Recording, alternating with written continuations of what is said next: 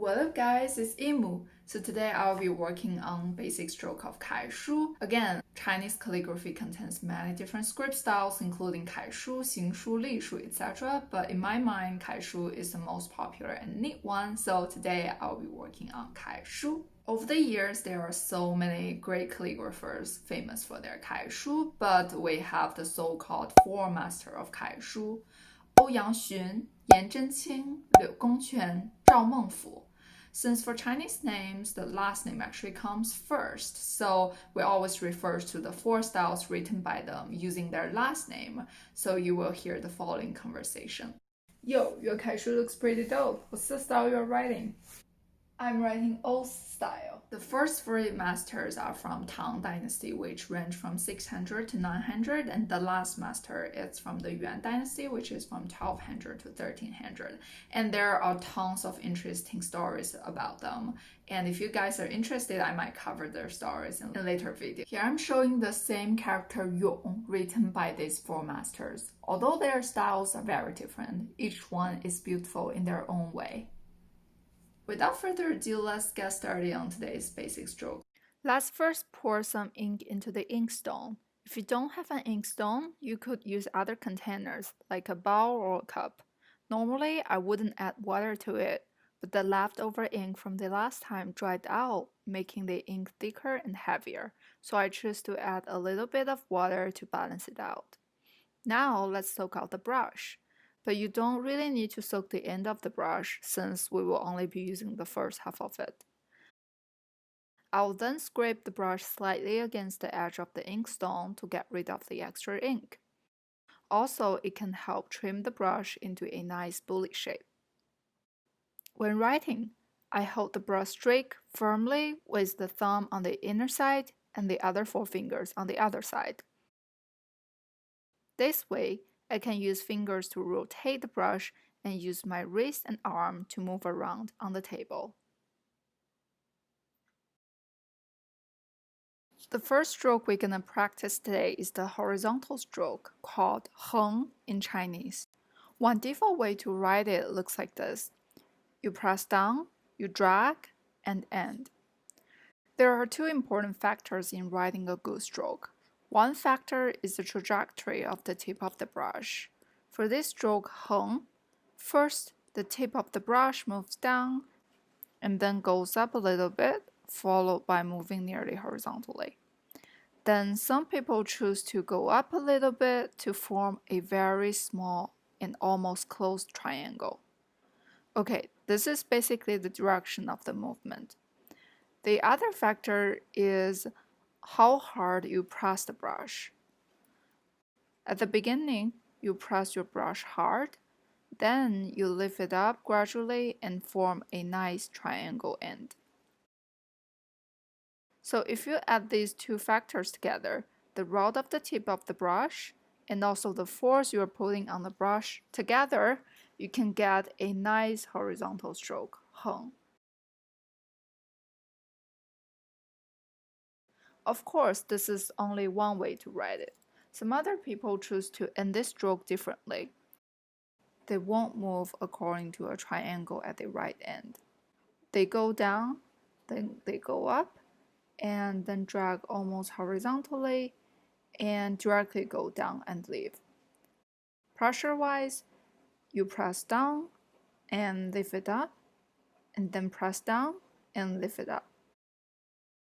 Again, if you combine these two factors together, you press down, lift it up, and drag, press down again, and lift it up, and then leave at the lower boundary. Both these ways to write heng are fine. Some people like to move up a little bit before ending, while others choose to directly press down without moving up. You can choose whichever you are most comfortable with. Now let's see some common mistakes. First one is as the following. Well, although this is a horizontal line, first, there's no variations in the stroke, which makes it look plain. Second, the stroke is too light. You cannot feel the strength in the stroke. On the contrary, some people write it like this. If you are writing really big characters, this heng might be fine, but we're writing middle-sized character here, so this will be a too thick stroke. Also, because you are using almost a full brush, so that makes the character not that clean and too thick, and it also lacks variations. So the right thing to do is to use only the first half of the brush, or even only the area near the tip of the brush. Add force to the brush at the beginning, light in the middle, and drag, and then at the end you press a little bit and come back.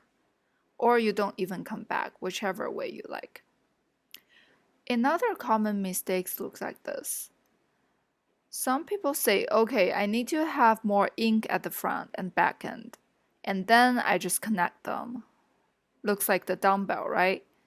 Well, maybe at the beginning this version looks better than that one, since at least there's some variations, but this is definitely not a good way to write a heng, because we want to make a continuous stroke.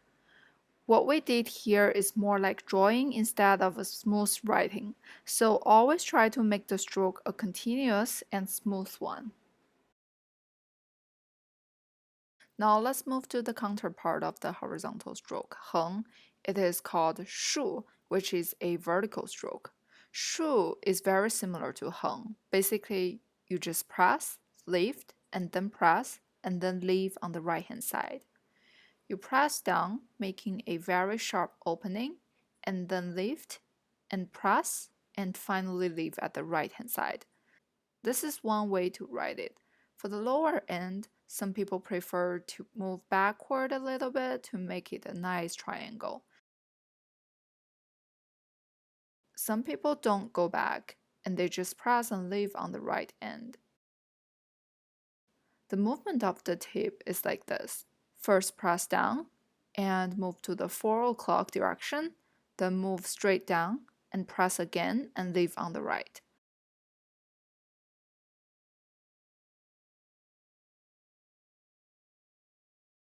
For those prefer going back at the lower end, the route is like this.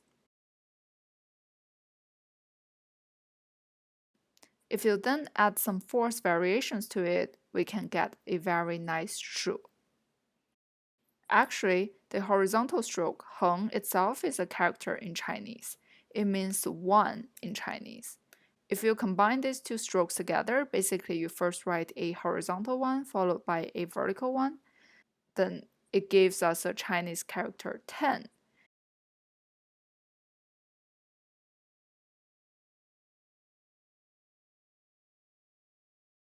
Yeah, we already know two Chinese characters by learning this heng and shu. Now I want to introduce some more strokes because I want to use them to form a more interesting character later. Another stroke is dian. We call it dot, but we don't want it to be like a ball or a circle. We want to put more strength to it to make it look more powerful. Again, it's the movement of the tip of the brush and the force. So direction-wise, you first go here, then go here, and some people prefer to come back at the end, but some not. So first you press, and then you lift and leave, or you go back. Here you can even add some rotation to the brush if you prefer. Without rotation, and you come back at the end, look like this.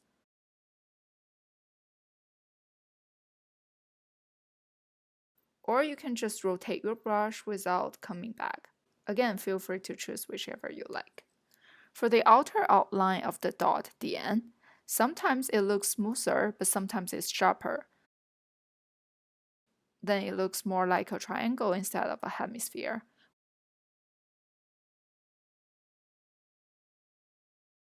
What about a longer dot?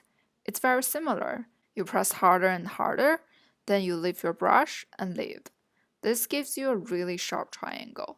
A caveat is that if the brush doesn't look pointy at the tip after any stroke, make sure you trim it by scraping slightly against the edge of the inkstone.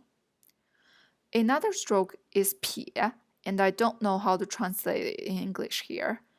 And it looks like this. Let me show you the movement again. Pie looks a little bit similar to the long dot as they look symmetric about the dashed line. But not quite, because here you first press and then gradually lift it up. not as when writing long dot, you press harder and harder and then lift it up. Again, here you first press and gradually lift it up. Notice there's a little bit of rotation here. You see, after pressing it down, I rotate the brush a little bit to make it curves up. The last stroke is called na, which looks very similar to the long dot, except that it doesn't end here. It gives you a nice sharp end. Again, direction-wise, you first go to the southeast and then you rotate your brush and go to the horizontal direction and lift it up. After adding the variation of pressure, first it's light and gets more and more heavy, then I rotate my brush a little bit and at the end lift it up. So these are the basic strokes I want to show today, and this is part 1. But to get a legitimate character, you need to combine these strokes properly, and that is part 2. Sometimes I think part 2 is even harder because there are infinitely many ways to put the strokes into the box. You really need to put each stroke into proper position such that the character looks more balanced and beautiful. To illustrate the importance of the structure, let me draw 2 boxes. Here I will be writing a character 永, which means forever, and it only needs 8 strokes. First, you need a dot, and then a very small horizontal stroke, 横, followed by 竖, the vertical stroke.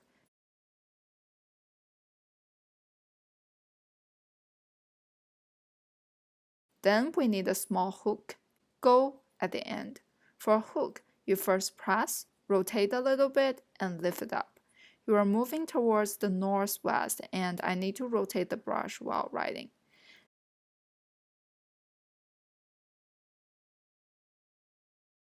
Then I have this stroke which looks like the horizontal one, except I don't care about the ending because it's going to be connected by the next stroke, 撇.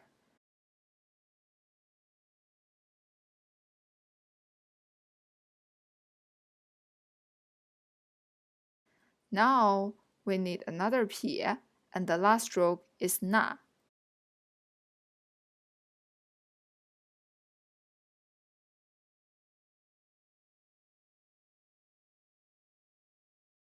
Okay, this is 永, which means forever. Now I will show another one where each stroke is in itself, but it's evenly structured. Now I have a dot, and I was careless and make it too big. This short horizontal stroke I'm gonna put it here. Compared to the other one, this one is a little bit towards the right hand side of the dot. Now a vertical stroke and the hook.